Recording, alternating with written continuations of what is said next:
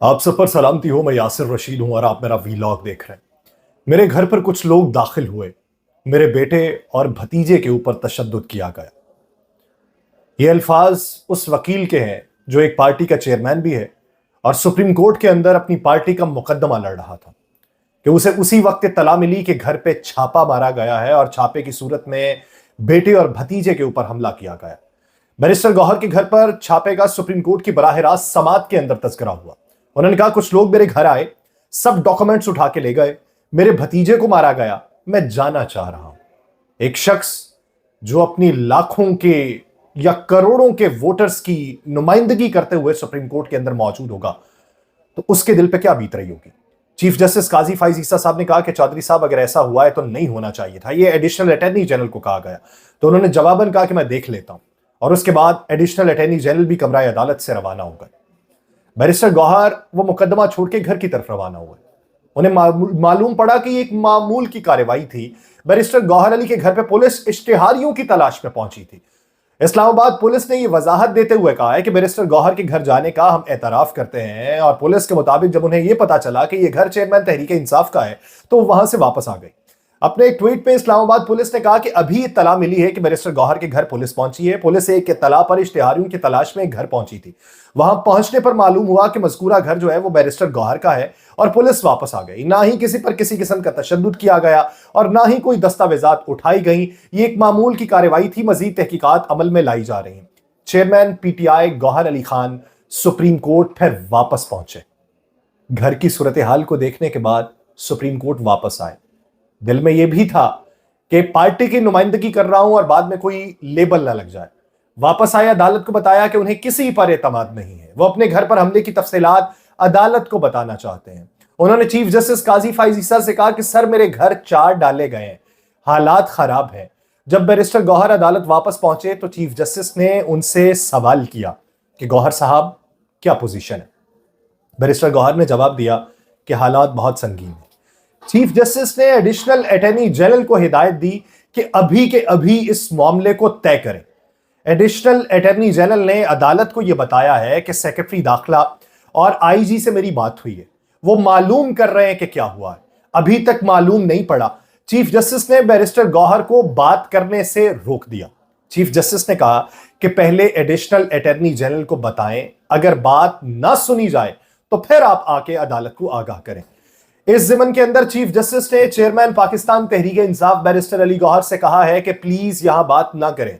Additional attorney general को कह दिया है वो मामले को देख रहे हैं, उनके मामले को देखने के बाद अगर कुछ नहीं होता तो फिर आप बात कीजिएगा। बैरिस्टर गौहर ने कहा कि अब तो हद से भी तजावुज हो चुका है, किसी पर एतमाद नहीं रहा, अदालत को बताना चाहता हूं कि क्या हुआ है। तो चीफ जस्टिस बाद में बोले कि हम एसएचओ तो नहीं है कि आप हमें बताएंगे। अब सवाल यह है कि चेयरमैन तहरीक इंसाफ का घर हो, जब उसे चेयरमैन नॉमिनेट कर दिया गया तो उसके बाद तो थरथली मच जाती है।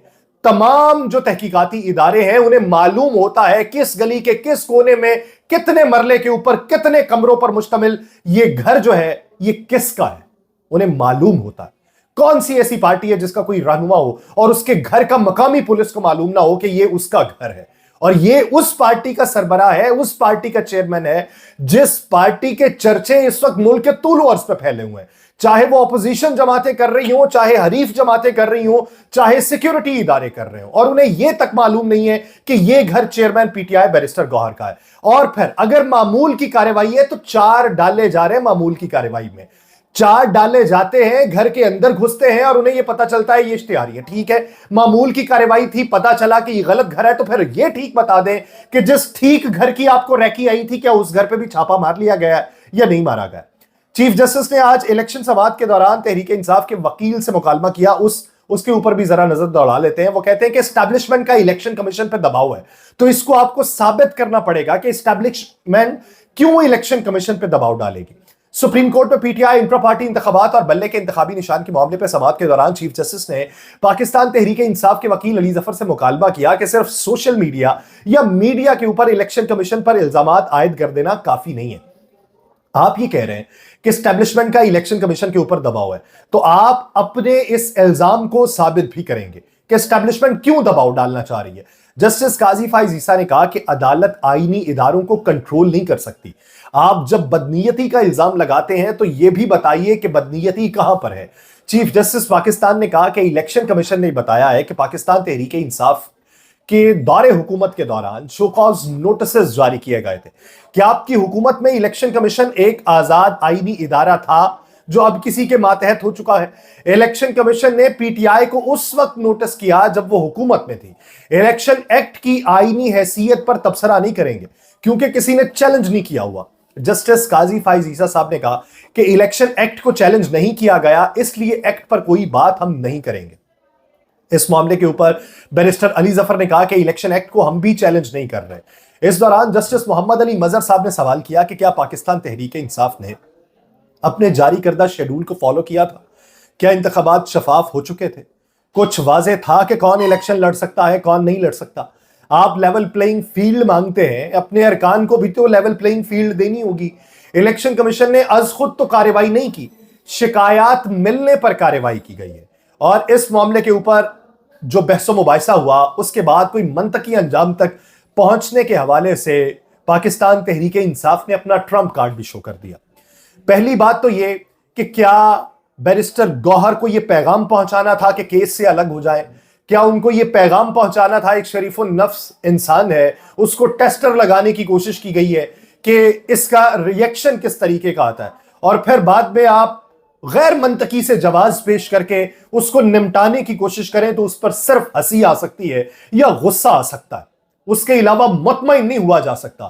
یا تو آپ یہ ثابت کر دیں کہ آپ نے جو وہاں پر اسلام آباد پولیس کے توسط سے چھاپا مارا ہے غیر قانونی تھا، اور غیر قانونی ہونے کے تناظر میں آپ اب یہ بلیم بھی اپنے سر پہ نہیں لینا چاہ رہے کہ ادھر سے کچھ نہیں لے کے آئے. ایک طرف الیکشن کمیشن نے عوامی نیشنل پارٹی کو لالٹین کا نشان دے دیا، جو یہ سمجھتے تھے کہ یہ فیصلہ برابر کرنے کے لیے ہمارا نشان لے لیں گے. عوامی نیشنل پارٹی کے انٹرا پارٹی الیکشن سے متعلق محفوظ فیصلہ سنایا گیا جس میں کمیشن نے اے این پی کو اس کا پرانا انتخابی نشان لالٹین الاٹ کر دیا. عوامی نیشنل پارٹی نے انٹرا پارٹی الیکشن کے لیے 6 ماہ کی مہلت مانگی تھی، جس پر الیکشن کمیشن نے کہا کہ اے این پی کی 5 سال کی مدت ابھی مکمل نہیں ہوئی. ملک میں اس وقت الیکشن مہم چل رہی ہے اور سیاسی جماعتیں اس میں شرکت کر رہی ہیں، لہٰذا اے این پی جو ہے وہ 10 مئی تک انٹرا پارٹی الیکشن کرا لے. ایک طرف پہلے آپ نے دباؤ ڈال کے رکھا اور پھر جب اے این پی نے بیان دیا تو آپ نے کہہ دیا کہ 5 سال نہیں ہوئے. اگر 5 سال ہوئے نہیں تھے تو پھر انہیں نوٹس کیوں جاری کیا گیا تھا؟ الیکشن کمیشن نے عوامی نیشنل پارٹی پہ 20,000 روپے کا جرمانہ بھی عائد کر دیا. یہ بھی بتائیے کہ اگر وقت ابھی مکمل نہیں ہوا تو پھر 20,000 کا جرمانہ کیوں عائد کیا جا رہا ہے؟ تحریک انصاف کے انتخابی نشان بننے کا معاملہ سپریم کورٹ میں زیر سماعت ہے اور اسی کے بیچ ٹرمپ کارڈ متعارف کروایا گیا ہے پاکستان تحریک انصاف کی جانب سے. میں نے پہلے 3 آپشنز بتائے تھے کہ ان آپشنز کے اوپر پاکستان تحریک انصاف اگر غور کرنا چاہے تو کر کے بہتری کا راستہ اپنا سکتی ہے، لیکن میں نے اس میں یہ بات بھی کی تھی کہ پاکستان تحریک انصاف اگر اپنی پارٹی کے پلیٹ فارم کو چھوڑ کے کسی اور پارٹی کے پلیٹ فارم سے میدان میں اترے گی تو ان کی اپنی ساکھ کارکنوں کے نظریات کے اوپر بھی کچھ نہ کچھ حرف تو ضرور آئے گا. میں نے 3 آپشنز دیے تھے. ایک آپشن پاکستان مسلم لیگ ضیاء کا دیا تھا جس کے سربراہ اعجاز الحق صاحب ہیں، جو اس وقت نیشنل یونائٹڈ الائنس بنانے کے چکر میں تھے اور انہوں نے عثمان بزدار صاحب کو سب سے پہلے معذرت چاہتا ہوں ان کو اپنے ساتھ میں لایا، اور عثمان بزدار صاحب بھی اب الیکشن سے قطع تعلقی کا اعلان کر چکے ہیں. وہ کہتے ہیں کہ الیکشن نہیں لڑوں گا. دوسرا آپشن میں نے شیخ رشید صاحب کا بتایا تھا پاکستان عوامی مسلم لیگ کا، لیکن جس طریقے سے شیخ رشید صاحب کے مد مقابل پاکستان تحریک انصاف نے اپنے امیدوار کو میدان میں اتارا تو وہ آپشن بھی بند ہو گیا. تیسرا آپشن میں نے مجلس وحدت المسلمین کا کہا تھا، جس نے اس دور کے اندر کہ جب پاکستان تحریک انصاف کے اوپر پریشانی تھی، 9 مئی سے پہلے کی بات کر رہا ہوں، تو اس وقت ان کے ساتھ رہے زمان پاک کے اندر مسلسل کئی راتوں تک ان کے سربراہ پی ٹی آئی چیئرمین، جو سابق چیئرمین بانی پی ٹی آئی ہیں، سابق وزیر اعظم، ان کے ساتھ رہے ہیں.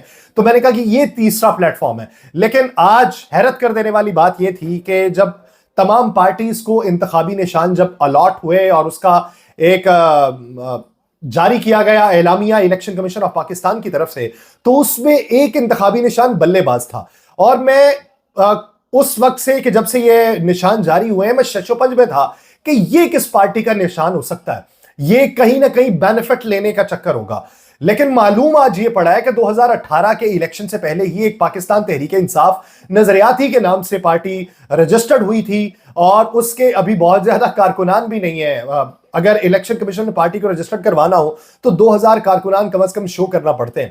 تو ان کے جو سربراہ ہیں ان کے توسط سے بلے باز کے نشان کے اوپر جو فارم ہے وہ سبمٹ کروانے کی سپریم کورٹ کے اندر بات چیت ہوئی کہ ہمارے پاس پھر وہ آپشن ہوگا. اور دیکھتے ہی دیکھتے مختلف رہنماؤں کی جانب سے بلے باز کے نشان کے اوپر اور ان کے لیٹر ہیڈ کے اوپر تمام تر ٹکٹس جمع کروانے شروع بھی کر دیے گئے ہیں. اس سے پہلے کہ سپریم کورٹ بلے کے حوالے سے فیصلہ کرے کہ دیا گیا یا نہیں دیا گیا, ادھر سے ترپ کا پتہ ظاہر ہو چکا ہے. لیکن اچنبے کی بات یہ بھی ہے کہ اس کے جو سربراہ ہیں وہ شیخو پورہ کے نواح میں رہتے ہیں, تو وہ آج اپنے گھر سے غائب ہیں.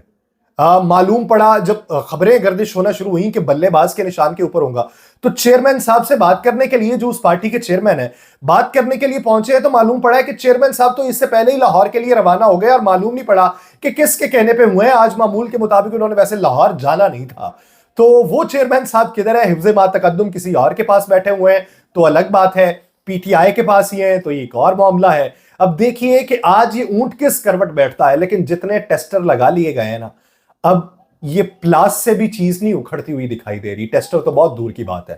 دیکھیے اونٹ کس کروٹ بیٹھتا ہے. مجھے دیجیے اجازت, اللہ نگہبان.